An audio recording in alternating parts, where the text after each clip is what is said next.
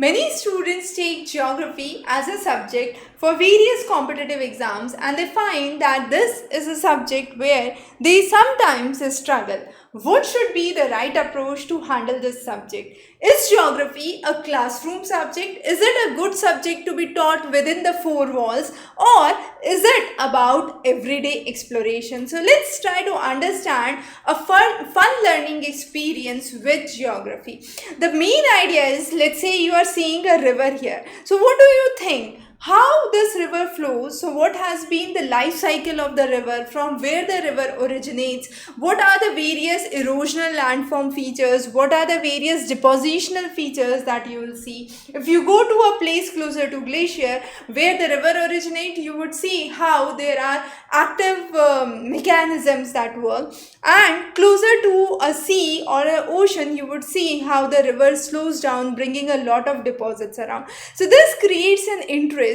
Make sure that geography is a subject that you are studying around.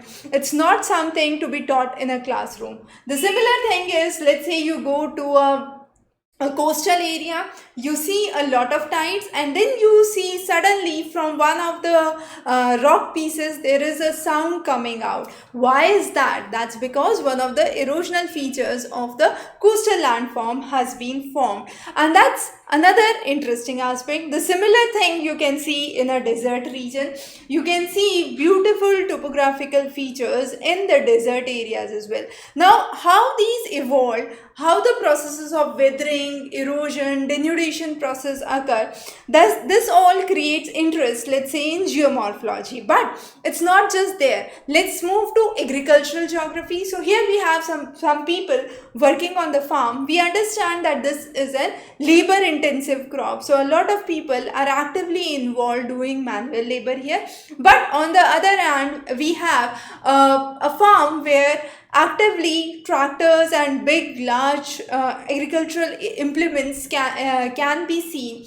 Why so? Because this is an area or a terrain of extensive farming. Now when we have these differences that occur, what do we need to understand? That even in agriculture there can be various forms. You can have agriculture without soil, hydroponics. You can talk about the kind of fertilizers which are used. Now we are talking about nano urea, which can replace the urea and the imports of urea in the country. Similarly, saline farming is a new dimension which is growing. So what we understand is, with agriculture, with farming, with climate change, we try to incorporate all necessary types of things that can be visualized around us, and therefore geography is not a subject which can be taught within the four walls. It's all about exploration. Just move out, explore the place, and every day you will find something new, something amazing. The last but not the least most important thing about the subject is, try to have a familiarity with